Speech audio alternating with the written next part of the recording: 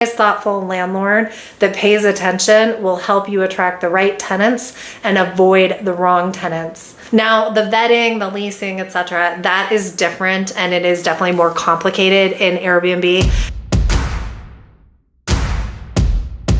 So the first mistake is a very tempting thing to do, and it is a topic that comes up with a lot of my consulting clients.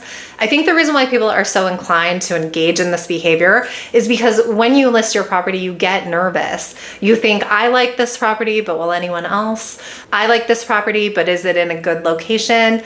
I like this property, but I'm not going to like it if I have to pay the mortgage. And then after you've gotten in your head a little bit, someone shows up and shows interest in your property, and you start to compromise your best practices because of the amount of money involved, but also because you took a chance and you don't want to look foolish. You don't want to give that opinionated relative of yours the win. You don't want to give the naysayer coworker the validation, and you also don't want to pay the mortgage next month. So you start to act in ways that are against your best interest. And there's lots of ways that this shows up, but a big one here is taking a reservation too far in advance. So midterm rental hosts, and as a reminder, if you are pursuing a traveling nurse strategy or a corporate housing strategy or any kind of 30+ day furnished rental, you are a midterm rental. So the midterm rental is the broad category, and then those subcategories are under that.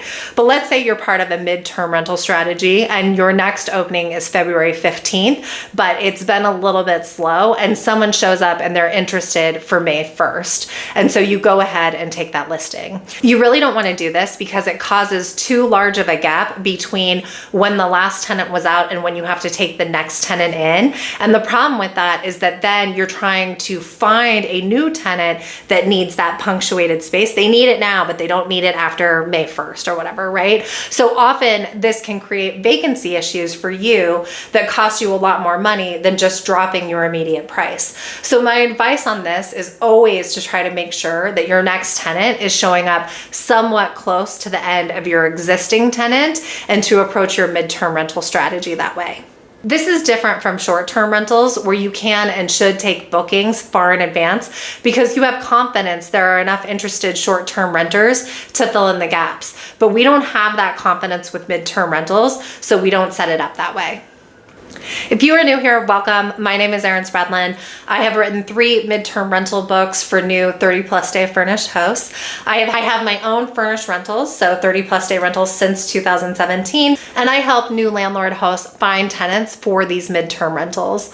People hire me and I will include links to my 1-hour, 2-hour, and mentor / hold my hand package in the description. And before we get to the next section, if you've learned anything so far, please like this video. And also if you're interested in content that focuses on landlord hosts with 5 or fewer properties, you might think about subscribing because that is who this channel is set up for.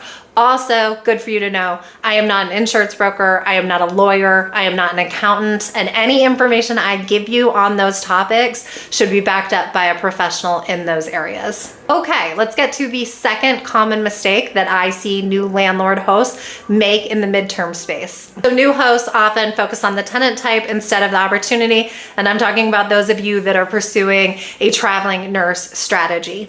So let me talk about the background around why that's an issue and how you can think about it going forward. So when James and I started in 2017, not many hosts had heard of the midterm rental model, the traveling nurse model, furnished finders, etc. All those things basically mean the same thing, which is that you rent out your property for 30 or more days and you rent it furnished. So the landlords that were on those platforms did very well, including us. And that's because they didn't have to try very hard. It felt like there were a lot more tenants, nurse rental tenants, medical tenants, than there were hosts on those platforms. So you could basically throw up anything and be pretty confident that you were going to get someone in there. But that has changed a lot since late 2020, 2021.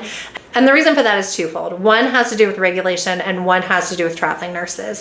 So let's start with traveling nurses first. So traveling nurses were pumped into city centers, urban cores during COVID because that's where the majority of US citizens live.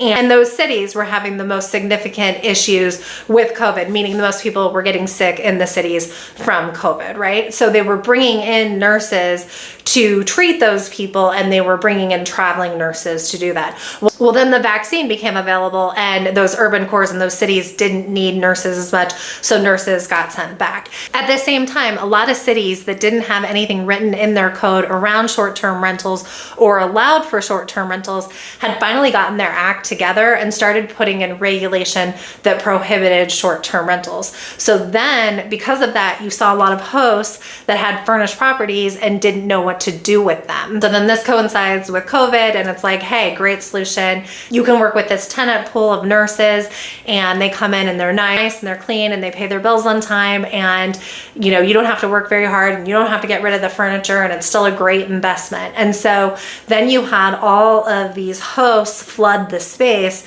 and that worked for a little while, but it worked less successfully after the vaccine was distributed and then the nurses were sent home out of the urban cores. And so the problem with that is that then you had kind of a reversal where the tenant pool had gotten smaller, but the host pool had gotten a lot larger.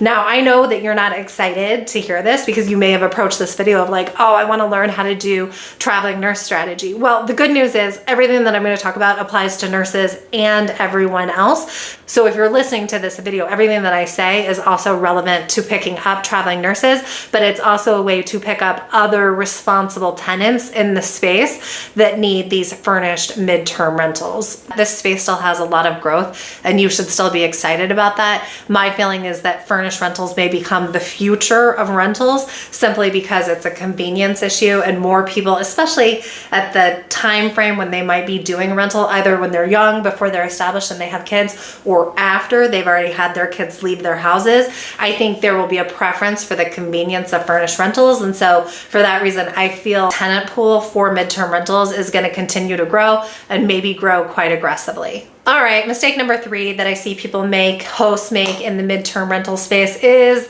price gouging. So I made this video during the Maui fires and then never posted it because I thought it sounded too self-righteous, but it is actually being flagged in the news around the California fires, so it's worth a discussion. In California right now, it is illegal to have raised your rents more than 10% from what your rents were listed pre-fire. It's something they enacted because unfortunately and sickeningly, there has been an increase in price gouging because of the 2025 Pacific Palisades and Los Angeles fires. This is a complicated topic because real estate investors exploit markets to make money on our rents. That is what we do.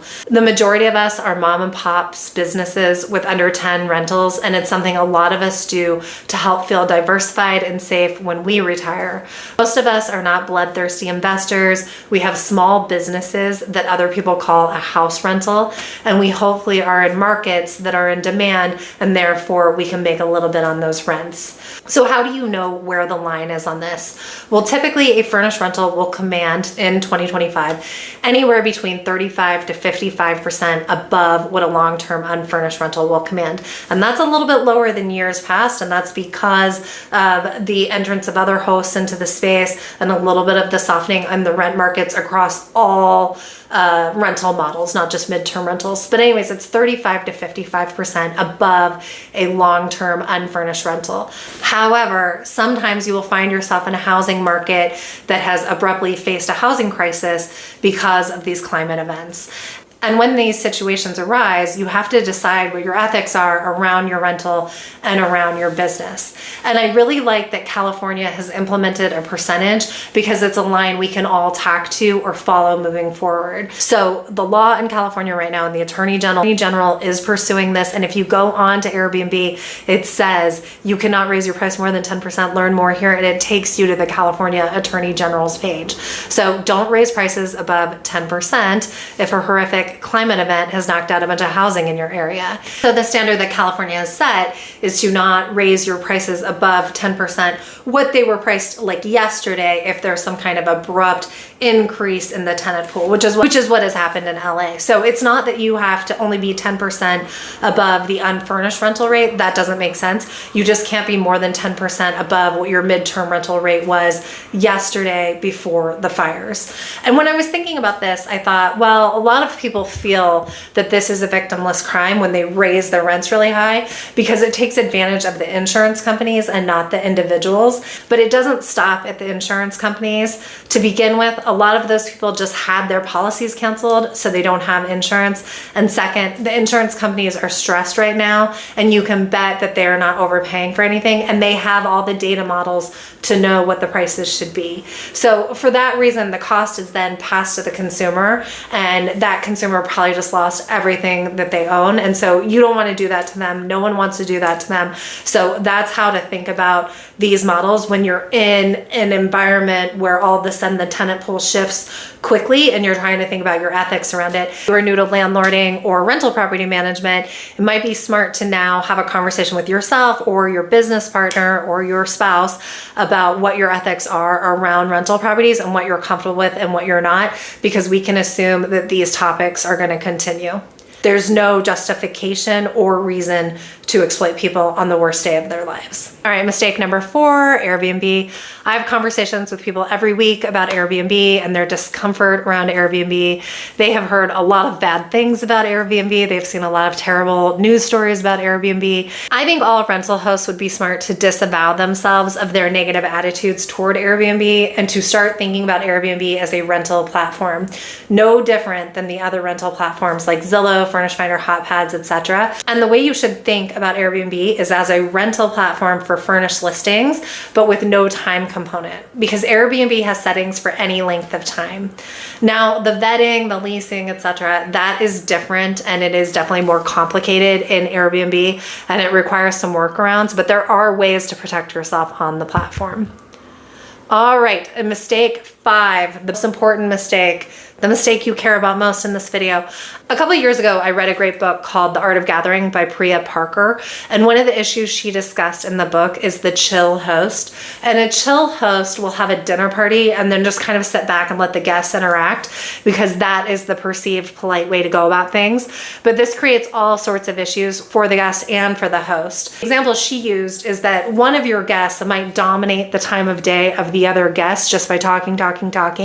And you allow the talkative guest to basically control the party and monopolize the conversation in a way that might not serve everyone's interest the best, right?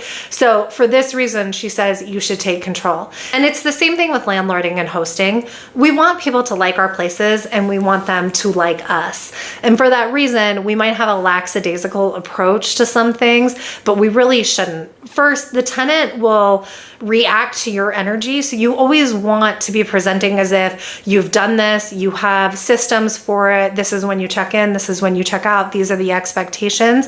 But more important is that if you set expectations early with guests, it helps you get the right guest. Really, what you communicate before any agreement has ever been made is far more powerful than a lease. And what I mean by this is communicating that you are an organized, thoughtful landlord that pays attention will help you attract the right tenants and avoid the wrong tenants. An example of this would be directing your tenants that if you, the landlord, pay for the Wi-Fi must be on during the day, barring any natural outages, etc. Because there is a pattern in like the Southeast of some tenants coming in and turning off the Wi-Fi and lying about it. And that isn't something I'm comfortable with as a landlord, nor do I think anyone should be comfortable with as a landlord. So if you write this clarification in your house rules, or you get it in front of them before they ever sign the lease or make the Airbnb booking, the people that want to engage in that behavior for whatever reason they're engaging in that behavior will move on to someone else's rental, because they know that you are paying attention to this issue. And that's what I mean by what you communicate up front is more important than a lease. If you are looking for help, I have a link to my consulting services in the description. And the next video is all about the pros and cons of hosting long-term stays on Airbnb in 2025.